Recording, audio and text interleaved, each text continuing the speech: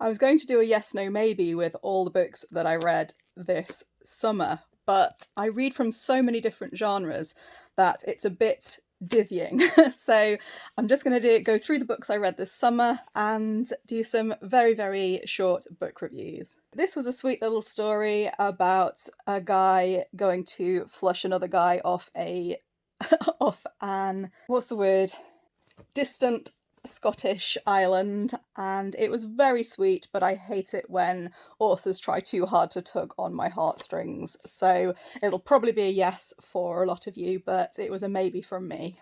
Tinder Translator is about all the casual misogyny that you get on dating sites, and it's extremely cathartic and funny until it's just plain depressing. I believe that Eileen Barrett has an Instagram account if you want to check out what she's about. This one is a soft yes from me. Oh man, all fours. This is both a yes, a no, and a maybe. It's a fiction book. It starts out a bit like a sexy road trip, then turns into a perimenopausal crisis, and goodness knows where it ends up. It's a book about relationships and sex. It's a yes if you love steamy books. It's a no if you want to feel good about yourself, and it's a maybe. I I don't even know what to say about this one. I'll probably read it again at some point. As for books that might make you feel a little bit bad about yourself, Butter is also a maybe. It was sold to me as a book about murder and cooking. It's about cooking, body image in Japan, beauty standards. It's a very interesting book, but a little bit long-winded. Maybe on this one. Africa is Not a Country is a brilliant non-fiction pick if you want to know more about the African continent. It's a really good place to start. I would recommend this one to anyone.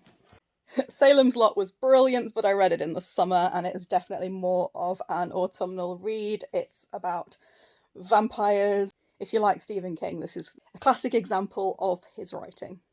Yes. Kitchen by Banana Yoshimoto was very lovely. I would say it's a yes from me.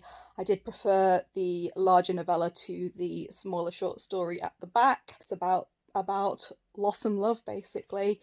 And it was cute, so yes. Oh my goodness, yes! Blake Crouch is amazing. Dark Matter is cinematic, action-packed, time travel, sci-fi thriller, and yeah, he is 100% one to get you out of a reading slump. Yes, yes, yes! Oh my gosh, yes! Robin Hobb is the best. Her books are perfection.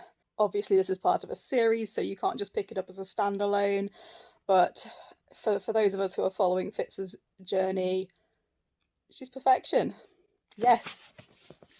Yes. This one matches my jumper.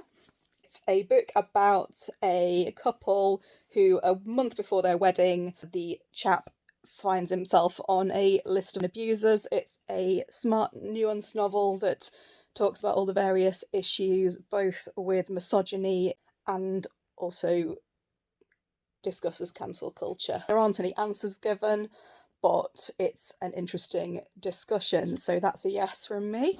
Drive Your Plough Over the Bones of the Dead is it's a yes.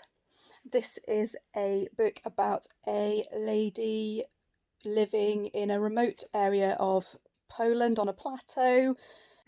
I don't want to say too much because it'll give it away, but it's a yes, but it's a slow burn, can drag a little bit in the middle. It's a yes, it's a probably. I don't think it'll be for everybody. Finally, the World of Art biography monograph on Georgia O'Keeffe. It's a no from me, I'm afraid, because the writing wasn't enthusiastic enough. I absolutely love the work of Georgia O'Keeffe, and I just feel like this should have been more of a celebration of her life and legacy. So there we go. On to autumn.